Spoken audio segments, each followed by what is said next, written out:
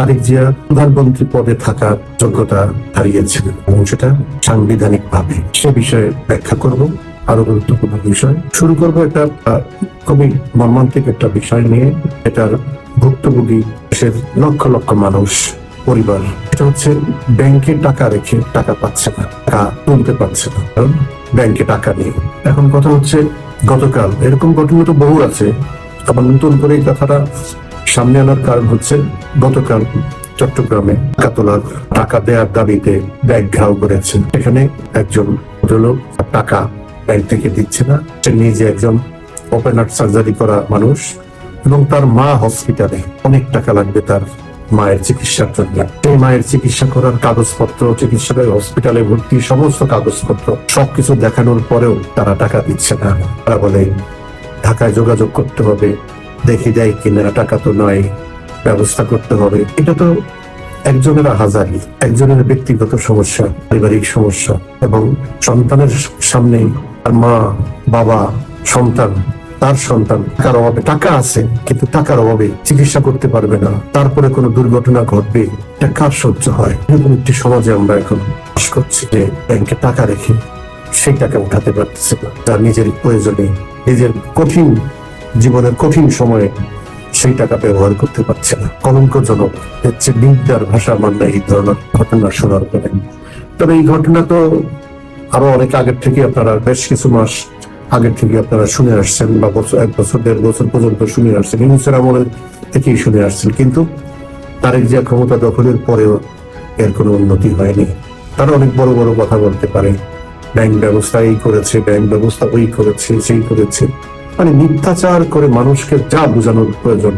আবার এই দেশে টলমনা অনেক মানুষ আছে, অনেক কথা বিশ্বাস করে, তার জন্যই সবাইকে বলতে হয়, বুঝাতে হয় যে আসলে তাদের সমস্ত কিছু হলো ভাওতাবাজি, মিথ্যাচার, ধোঁকাবাজি, প্রতারণা, এর সংমিশ্রণই এই তারেক জিয়ার সরকার। এরকম একটা ঘটনা মতো প্রধানমন্ত্রী শেখ হাসিনার 15.5 বছরের আমলে ঘটেনি যে চেক দিয়েছে, টাকা পায়নি, টাকা দিতে পারে না ব্যাংক, এরকম কোন ঘটনাই একটা ঘটনা ঘটে নেই।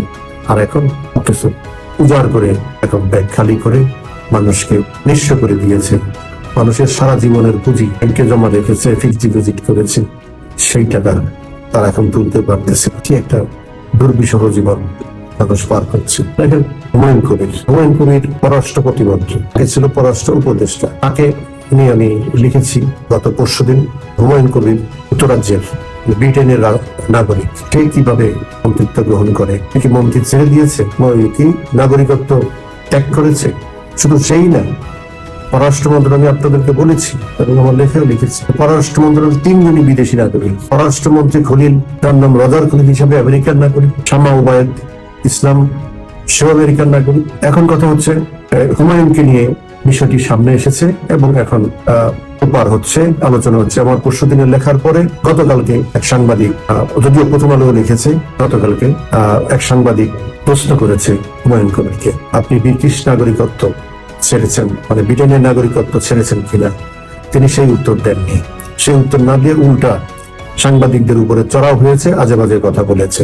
সেটা আপনারা নিশ্চয়ই এর মধ্যে পত্রপত্রিকায় দেখেছেন বা সোশ্যাল মিডিয়ায় শুনেছেন, দেখেছেন। এখন সব দিক থেকে প্রশ্ন উঠেছে এবং এটা পরিষ্কার সবার ধারণা যে হুমায়ুন কবির ব্রিটিশ নাগরিকত্ব বা ব্রিটেনের সিটিজেনশিপ বা নাগরিকত্ব সে ত্যাগ করেনি।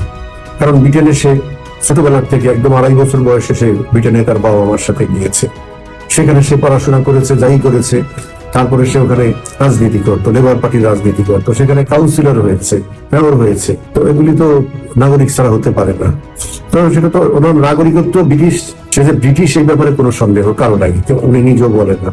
কিন্তু উনি উল্টাপাল্টা কথা বলে এটাকে পাশ কাটিয়ে যাওয়ার চেষ্টা করেছে। শুধু তাই না, সে আজে বাজে কথা বলেছে যা একজন মন্ত্রী বলতে পারে না, বলা উচিত না। আজে বাজে শব্দ ব্যবহার করেছে, চতুর্দিক থেকে এখন তাকে ধরেছে। এখন প্রশ্ন হচ্ছে যে তাকে, যদিও আজকে আইনমন্ত্রী তার পাশে দাঁড়িয়ে আছে, আইনমন্ত্রী চোরের সাকিব মাতাব্বর একটা গ্রামে কথা আছে না, তো এরকম চোরে চোরে মাছ ধরতে হয়। আইনমন্ত্রী কোনো ইয়ে আছে, গ্রহণযোগ্যতা আছে এই দেশে? সে সকালে বলে একটা, বিকালে বলে আরেকটা, তারপরের দিন বলে আরেকটা, তার কথা একটার সাথে আরেকটার কোনো সামঞ্জস্য নাই। টোটালি একটা ফার্স্ট লোক যে আইনমন্ত্রী হয়ে বসে আছে, কোনো তথ্য তার সঠিক